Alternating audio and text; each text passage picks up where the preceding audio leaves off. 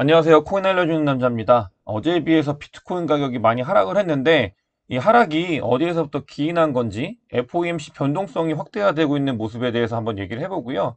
그 다음에 이제 비트코인이 조정 후에 6만 5천 불 간다는 얘기가 있어가지고 이 내용을 공유해 드리도록 하겠습니다. 제가 사실 제목에다가 이 하락 관련되어 있는 내용을 적으려고 하다가 저는 아직 제 뷰가 바뀌어 있지 않기 때문에 이런 조정이 왔을 때 저는 이제 매수라는 게 좋은 기회다라고 생각을 해서 이렇게 제목을 좀 긍정적인 방향으로 달아봤고요. 이 두 가지를 모두 달아보도록 하겠습니다. 들어가기 앞서서 어제 영상에서 제가 이제 알트코인이 거래 비중이 60%가 넘어가가지고 이렇게 됐을 때는 이제 알트코인들 약간 뿅망치 맞을 타이밍이다라고 해서 조심해야 된다고 말씀을 드렸었는데 실제로 비트가 하락도 했지만 알트코인들은 더 큰 폭의 하락을 했죠. 그러면서 이제 그 거래 도미넌스가 좀 조절이 되고 또 이제 그 시가 쪽의 도미넌스도 또 조정이 되는 그런 모습을 보여줬습니다. 그래서 알트코인이 조정이 왔고요. 그다음에 어제 제가 이제 뭐 예를 들어서 제 포트폴리오에서 이제 미나가 있다라고 말씀을 드렸는데 영상 올리고 나서 너무 갑자기 가격이 올라가지고 좀 놀랐는데 영상을 올릴 때마다 제가 가지고 있는 코인들이 가격이 올라가지고 영상에 좀 자주 언급을 해야 되나 이런 생각도 들고 뭐 이게 뭐 제 영상 때문에 매수를 해가지고 그게 오를 그 정도는 절대 영향력을 가지고 있지 않기 때문에 어쨌든간 이렇게 좀 상승을 했다가 다시 내려온 모습을 보였다 이렇게 좀 말씀을 드릴 수 있을 것 같습니다.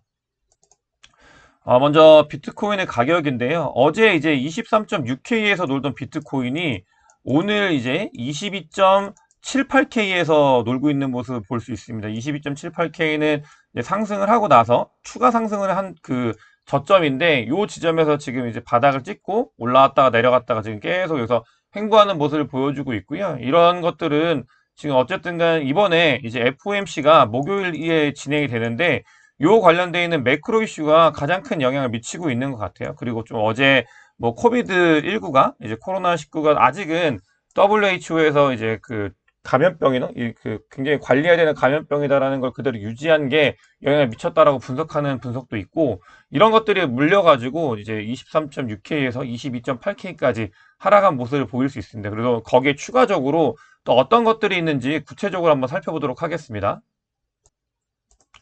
먼저 CVD 자료인데요. 이 CVD 자료에서는 여기서 이제 가장 특징적인 게 이 빨간 고래가 이 고점에서 이제 매도를 하면서 가격이 같이 하락을 한 걸 볼 수 있고 이렇게 빨간 고래가 매도를 할 때 여기서 이제 보라 고래 그다음에 이제 갈색 고래들도 같이 수량을 이제 덜어냈다라는 걸 볼 수 있습니다. 그다음에 CVD 자료에서 이제 매수벽은 아직은 21.5K에서 그대로 있기 때문에 제가 늘 말씀드리는 21.5K에서 어떤 움직임을 봐야 되는지가 중요하고 또 특징적으로 지금 한 가지 더 생긴 게 보면 여러분 여기 보시면은 24K에 매수벽이 강력하게 생긴 거예요. 이게 매수벽이 아니고 매도벽이 강력하게 생긴 거거든요. 이 매도벽 같은 경우는 24K를 뚫냐 못 뚫느냐를 또 영향을 미치는 이 저항이기 때문에 이 24K가 넘어가는지 안 넘어가는지 저희가 좀 지켜봐야 될 필요가 있다. 이렇게 볼 수 있을 것 같습니다. 그래서 지금 이제 21.5K의 매수벽이 있고요. 또 24K의 매도벽이 있어가지고 이렇게 이제 양방으로 박스권이 형성되어 있는 상태다. 요 구간에서 지금 위로 갈지 아래로 이제 더 내려가는지에 대해서는 요 지점이 왔을 때 저희가 굉장히 면밀히 살펴야 되고 그 방향성을 저희가 확인을 해봐야 된다. 이런 말씀을 드릴 수 있을 것 같습니다. 다음으로 이제 매크로나 아까 말씀드렸던 이제 코로나19 그 지정 말고 그러니까 비트코인 자체만으로 가격이 하락할 수 있는 요인들이 있었는데 그 부분을 살펴보면은 비트코인이 이제 점핑이 일어났잖아요. 굉장히 상승이 일어났을 때 이 고래들의 움직임이 활발했는데 그러면서 점진적으로 이제 저점을 올리면서 올라갈 때 이 고래들의 움직임이 고래들의 매수가 좀 줄어들고 있다. 매수세가 줄어들고 있어가지고 이런 거 같은 경우는 결국은 하락을 일으킬 가능성이 있다라는 이런 지표인데요. 이런 것들이 지금 그러니까 비트코인만으로도 지금 이제 매수세가 좀 덜 붙어가지고 좀 조정이 올 수 있는 구간이었다. 이런 것들을 이제 분석해 놓은 자료를 가지고 와봤습니다. 저도 이거 어제 보긴 했는데 여러분들하고 오늘 공유를 드리고 이게 실제로 좀 가격이 하락했기 때문에 이게 맞는 거구나. 지금 일단은 일부분이 이제 맞았기 때문에 여러분들과 좀 공유를 드리고요. 이제 본격적으로 매크로에 관련돼서 좀 얘기를 해야 되는데 사실은 어제 이 비트나 그러니까 미국 주식 같은 경우는 그 매크로에 가장 큰 영향을 받아가지고 가격을 하락을 한 모습을 보여주고 있습니다. 사실 뭐 1Q에 여러분들께서도 제가 많이 말씀드렸지만 1Q에 아직까지는 경기 침체 메타가 남아있다고 말씀을 드렸잖아요. 그때마다 이제 가격 하락을 할 거고 그럼 지금 제가 스탠스가 바뀌지 않았다고 말씀드렸던 게 저는 이제 전진적으로 완만한 상승이 있는데 그 구간에서 이제 1Q에 뭔가 경기 침체 메타가를 통해서 가격 하락이 오면은 그때 조금씩 매집하는 게 좋은 구간이구나라고 생각을 하고 있는 게 아직은 저는 그 뷰가 바뀌지 않았습니다. 그렇기 때문에 저는 이게 19K까지 내려가도 똑같은 뷰를 가지고 있을 거예요. 19K까지는 이런 것들을 용인할 수 있는 구간이기 때문에 그러니까 이렇게 이제 뭐 매수해 나갈 수 있는 점진적으로 할 수 있는 그런 구간이다 생각이 들고 근데 이제 경기 침체에 대해서 굉장히 강력하게 말씀하시는 분들이 이제 미국 금리 역전이 일어나고 나서는 이제 경기 침체가 진행이 되는데 이제 경기 침체가 바로 오는 게 아니고 금리 역전이 일어나고 기간을 봤을 때 완만한 상승이 있다가 그 뒤에 이제 하락이 오더라. 이런 것들을 가지고 오면서 지금 이 자리다라고 얘기를 하는 그런 지표고요. 실제로 지금 뭐 3년물하고 10년물, 2년물하고 10년물의 그러니까 미국 이제 국채의 금리 차가 일어나가지고 역전이 일어나가지고 그 뒤에는 경기 침체가 온다라고 보시는 분들은 요 구간이다. 이제 그러니까 베어 랠리가 거의 이제 끝나가는 지점이다라고 보고 있고 그 뒤에는 이제 완만한 계속 지속적인 하락이 있을 거다. 경기 침체가 있기 때문에 이렇게 매크로에서 지금 이 부분이 조금 더 이제 이야기가 더 많이 나오고 있습니다. 이거는 뭐 한창 장이 좋았을 때 또 들어갔다가 지금 이제 장이 갑자기 이제 좀 안 좋아지니까 이런 모습을 보이고 있고 목요일 날 이제 FOMC가 진행이 되는데 지금 파월 의장께서는 뭐 25bp를 올릴 거다라는 게 시장에 거의 98% 이상의 컨센이 맞춰져 있거든요. 시장에 이제 컨센이 맞춰져 있을 때는 거의 이거에 대해서 반하진 않는 경우가 많았었는데 그래서 어쨌든 간 이제 25bp 금리 인상을 하고 그 뒤부터는 더 이상 추가 인상을 못 하고 계속 이제 유지를 하거나 이제 피벗을 해가지고 하락을 시킬 거다. 이렇게 바라보는 뷰가 지금의 시장의 이제 낙관적인 뷰였는데 그런 것들에 대해서 이제 아니다. 이제 뭔가 좀 달라질 거다라고 경종을 울리고 거기에 이제 가장 큰 핵심은 경기 침체가 올 거다. 이렇게 바라보는 게 목소리가 좀 커지고 있는 그런 상황이라고 보시면 좋을 것 같아요. 실제로 지금 이제 시장에서 바라보는 것과 다르게 이제 헤지 펀드들, 그러니까 이제 뭔가 숏, 롱에 베팅하는 헤지 펀드들은 굉장히 채권에도 많은 투자를 하는데 지금 역사상 최대로 채권의 숏을 이제 하락에 베팅을 한 건데 채권 가격의 하락을 베팅을 한 건데요. 이 채권 가격의 하락을 베팅하는 건 뭐냐면은 채권 금리가 상승을 한다는 걸 의미합니다. 금리가 상승을 한다. 채권 금리가 상승을 한다는 건 채권 가격이 하락을 한다는 걸 의미하는데 이 말은 뭐냐면은 경기 침체가 있거나 아니면은 이제 25bp보다 금리를 더 올릴 거다라는 거를 이제 거기에 배팅을 하는 거거든요. 헤지 펀드들이. 그러니까 지금 시장의 컨센, 시장이 가지고 있는 이제 25bp를 올리고 그 다음에 이제 피벗을 통해서 이제 오히려 돈을 더 풀 수 있을 가능성도 있다라고 이야기가 나오고 있는 상황에서 이제 헤지 펀드들은 아니다. 금리가 이제 채권 금리가 상승을 할 거다. 그러면서 이제 뭐 긴축이나 혹은 경기 침체가 올 거다. 이런 것들에 배팅을 하고 있는 사람들이 굉장히 늘어나고 있는 모습입니다. 사실 어떤 게 맞을지는 이때 가봐야 알아요. 이게 목요일 날 이제 새벽에 이제 파월이 발표를 할 건데 가봐야 알겠지만 어쨌든 간 매크로가 이게 뭐냐면은 굉장히 지금 한동안 1월 달은 매크로가 영향을 받지 않는 시장이었잖아요. 이 시장 자체가 그냥 그 자체로 움직였었는데 지금 이제 1월이 끝나가고 있고 2월이 시작되려고 하고 있는데 이 분기에서부터는 이 매크로가 다시 한번 중요한 지표가 될 거다라는 걸 의미하는 거고요. 이 목요일 날은 위로 가든 아래로 가든 굉장히 큰 변동성이 있을 가능성이 커지고 있어요. 그렇기 때문에 이 변동성이 커져가는 거는 여러분들께서 이제 어떻게 보면은 저는 아직까지도 이제 중장기적으로는 우상향하는 그런 그래프를 가지고 있고 믿고 있기 때문에 이 변동성에서 매수를 하는 전략을 가져가는 것도 나쁘지 않을 거라고 생각을 하고 있습니다. 그렇기 때문에 이 목요일 날 어떤 결과가 있을지는 좀 지켜봐야 될 것 같습니다.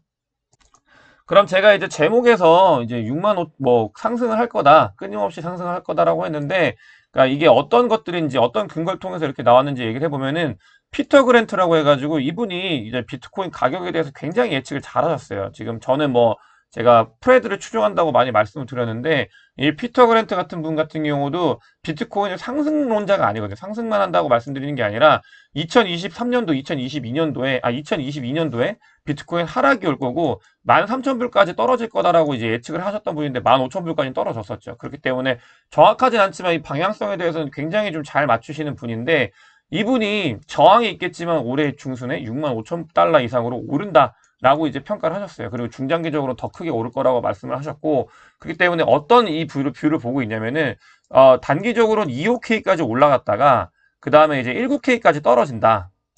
이렇게 보고 있고 그 다음에 이제 65,000불까지 올라간다. 이런 뷰를 가지고 있어요. 저는 뭐 이거에 대해서 이제 숫자에 대해서는 동의하는 거나 이런 것들은 아니지만, 그러니까 어쨌든 간 전체적인 뷰가, 그러니까 조정을 맞고, 조정이 있고, 한 번 정도 조정이 있겠죠, 당연히. 조정이 있고, 그 뒤에 큰 폭의 상승을 한다. 이렇게 바라보고 있고요.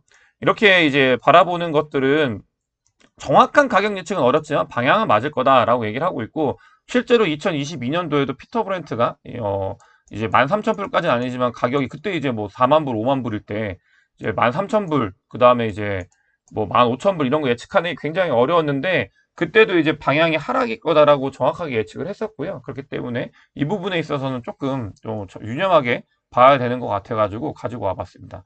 그다음에 구체적으로 이분이 이제 가지고 온 그 자료가 있는데, 저는 이제 차티스트는 아닌데요. 이분이 이제 차트를 봤을 때 이거를 이제 쌍벽이라고 하더라고요. 이 쌍벽이 있는데, 이 쌍벽을 뚫고 올라간 이 상황에서는 거래량이나 뭘 보는 게 있으신가 봐요. 본인만의 차트가 있어요.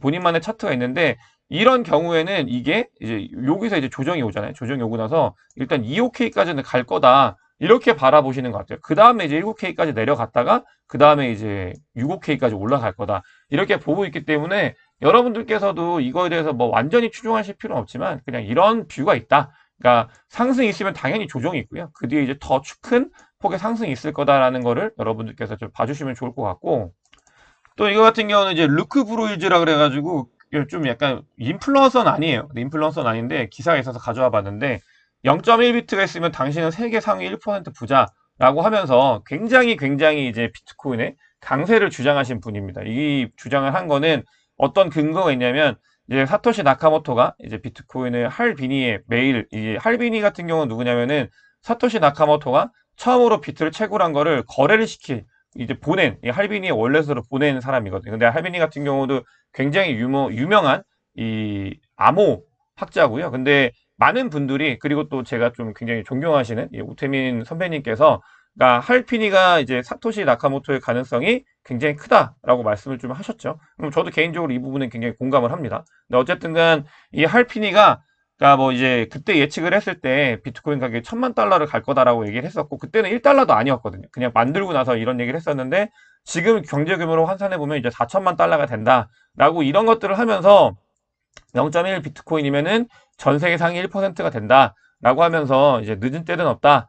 꾸준히 소액이라도 꾸준히 비트코인을 사두어라 이렇게 얘기를 해가지고 굉장히 이슈가 됐던 건데, 이런 걸 가지고 와봤고, 근데 이게 제가 왜 가지고 왔냐면은, 그러니까 2012년도 13년도에 어떤 분이 유튜브에다가 이런 걸 적어놓은 적이 있어요. 제가 나중에 한번 공유 드릴 텐데, 2012년도 13년도에 너네 지금 1달러로 뭐 할 수 있는 거 없지 않냐, 그냥 비트나 사놔라. 그럼 너네 큰 부를 쌓을 거다.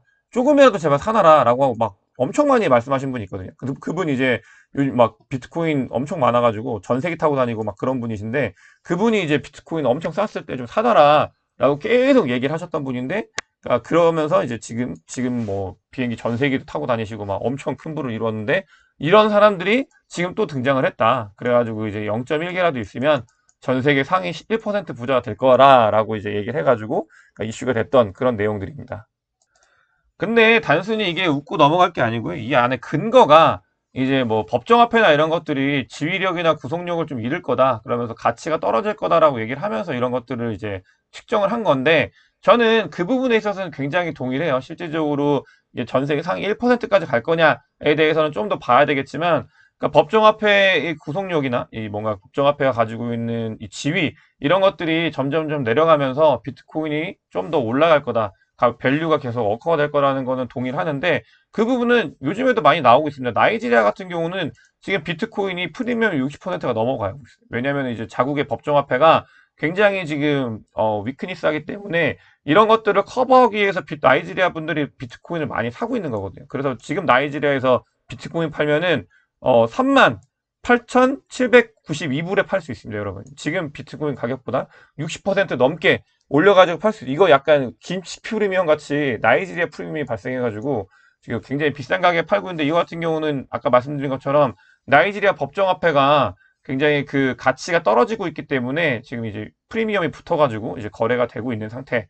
이런 것들이 아까 말씀드렸던 비트코인의 가격이 계속 올라갈 수 있는 근거거든요. 저는 근데 그런 부분들은 조금 이제 좀 튼튼한 그런 국가들이 아니라, 국가들 중에서도 이제 이런 그 자국 화폐들의 가치가 굉장히 좀 불안정한 곳들이 굉장히 많거든요. 저 우리나라 말고, 그러니까 대한민국 말고 다른 곳들을 바라봤을 때 그런 곳들이 많기 때문에 하나둘씩 그런 곳에서 이제 문제가 생기면은 비트코인 가격은 계속 거기서 이제 영향을 받을 거다. 저는 그 뷰는 굉장히 공감을 하고 있어요. 그렇기 때문에 이런 것들이 실제로 일어나고 있다라는 걸 좀 보여드리기 위해서 가지고 와봤고, 또 레이 달리오 같은 경우는 2023년도에 은퇴를 하셨죠. 이분 같은 경우는 은퇴를 해가지고 좀 더 자유롭게 말씀을 하시는 것 같아요. 그래서 이제 실제로 법정화폐에 경쟁이 일어날 건데, 왜냐하면 법정화폐가 워낙 이제 가치가 떨어지고 있기 때문에 그 중에 하나가 비트코인이 될 거다라고 말씀을 하셔요. 그러면서 이 비트코인은 그를 대체할 수 있다, 이렇게 얘기를 하는데, 그러니까 레이 달리오가 본인의 이제 펀드를 운영할 때보다 더 자유롭게 이제 말씀을 하시면서, 그러니까 좀 더 강하게 비트코인에 대해서 얘기를 하시고, 실제로 레이 달리오는 비트코인 가지고 있고 투자하고 있다고 말씀을 하셨습니다. 그렇기 때문에 이런 것들이 비트코인의 미래가 좀 더 좋은 모습을 보일 수 있다라는 거를 좀 여러분들하고 공유하고 싶어가지고 가지고 와. 마지막으로 이제 부산 디지털 자산 거래소인데, 이거 생각보다 굉장히 큰 파급력이 있을 것 같아요. 당장은 뭐 초기에는 거래가 안 될 수 있는데, 이게 그 업비트나 빗썸, 코인원 같은 경우는 개인이 만들어가지고 그 정부의 인가를 받은 거잖아요. 허가제로 바뀌면서. 근데 이제 부산 디지털 자산 거래소 같은 경우는 부산이 블록체인 특구여가지고 블록체인 관련되어 있는 사업을 할 때 여기에 세금 감면도 되고 여러 가지가 있는데, 이 부산 디지털 자산 거래소를 만드신 분이 전 새누리당 의원이세요. 지금 그러니까 이제 지금 여당인 거죠. 여당의 당, 정과 함께 이걸 만들고 있는 중이에요. 그렇기 때문에 완벽하게 이제 정부 거라고 볼 수는 없지만, 이 정부에서 굉장히 큰 관심을 두고 그다음에 이 영향력을 가지고 부산 디지털 자산 거래소를 만들고 있다. 이 말은 뭐냐면, 여러분들 이제 부산 디지털 자산 거래소가 문제가 아니고요. 이 뒤에 지금 STO가 나오면은 증권사들이 뛰어들 거거든요. 자산 시장에, 이 코인 시장에. 근데 증권사들이 뛰어드는 건 뭐냐면은 그냥 STO만 뛰어들 게 아니에요. 코인 시장에 지금 코인이 굉장히 큰 폭의 거래가 됐죠. 업비트 같은 경우는 뭐 영업이익이 4조 이렇게 나왔었죠. 2022년도에. 그렇기 때문에 이게 황금알을 낳는 거의 시장이에요. 지금 코스닥의 불장일 때는 코스닥의 거래대금 뛰어넘을 만큼 굉장히 어마어마하게 큰 시장이거든요. 왜냐하면 여러분들 여의도에는 코스닥 코스피 거래하고 채권 거래하는 건으로 막 증권맨이라 그래가지고 거기서 돈 많이 주고 시장에 돈이 돈다, 돈이 거기에 다 모여있다, 이렇게 말할 만큼 돈이 돌잖아요. 근데 코인 시장도 그에 못지않는 시장을 점점 갖춰가고 있고, 그렇기 때문에 증권사는 새로운 먹거리인 이 코인 시장에 진출하기 위해서 굉장히 혈안이 되어 있고, 이런 것들이 부산 디지털 자산 거래소를 시작으로 해가지고 굉장히 법적으로 이제 열릴 가능성이 크다. 그렇기 때문에 우리나라도 이제 제도권 안으로 들어올 가능성이 점점 더 커져가고 있고요. 이 시장이 바라보는 이 뭐 당이나 뭐 정부나 그 다음에 이제 돈 냄새를 맡는 이 금융사들은 분명히 명확하게 인지를 하고 있어요. 여기가 돈이 될 거고 앞으로 더 커질 거다. 그렇기 때문에 이런 것들을 이제 부산 디지털 자산 거래소가 2월 달부터 거래가 된다고 하는데, 굉장히 관심 있게 봐야 되는 부분이어가지고 우리 한국도 많이 바뀌고 있다. 이런 것들을 좀 말씀드리고 싶어서 이 영상을 가지고 왔습니다. 오늘 이제 하락한 이유와 그 다음에 이제 상승할 이유, 제가 아직도 뷰를 바꾸지 않은 것들에 대해서 말씀을 드렸는데, 영상이 도움이 되셨으면 구독과 좋아요, 그다음에 알림 설정 부탁드리겠습니다. 영상 봐주셔서 대단히 감사합니다.